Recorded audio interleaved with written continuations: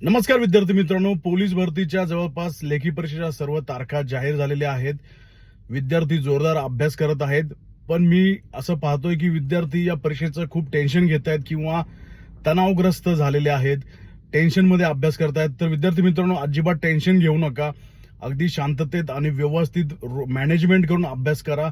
तर तुम्ही जे काय वाचत आहात ते लक्षात राहील. तुम्ही 50-10चा फॉर्म्युला यूज करा.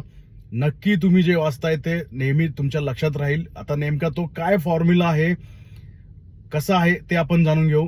मी पाहतो काही काही विद्यार्थी हे लायब्ररीमध्ये दिवसभर बसतात, काही तर 3-3 तास कंटिन्यू बसतात, उठतच नाहीत.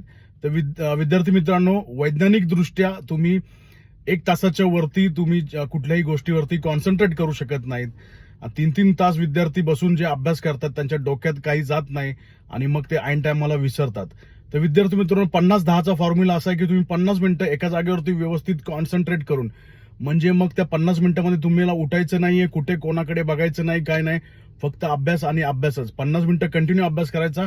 50 मिनिटं झाल्यानंतर तुम्हाला 10 मिनिटं ब्रेक घ्यायचा आहे, उठायचं जागेवरून, थोडं फिरून यायचंय, पाणी प्यायचंय आणि मग पुन्हा त्या जागेवरती बसायचंय.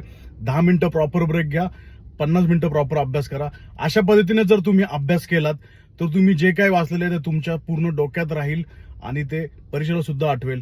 कंटिन्यू 3-3 तास बसून, दिवसभर बसून काही फायदा नाहीये मित्रांनो.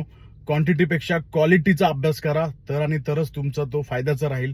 व्हिडिओ आवडला असेल तर नक्की लाईक करा आणि शेअर करा आणि तुमचं मत काय आहे या 50 आणि 10च्या फॉर्म्युलाचं नक्की सांगा मला. धन्यवाद.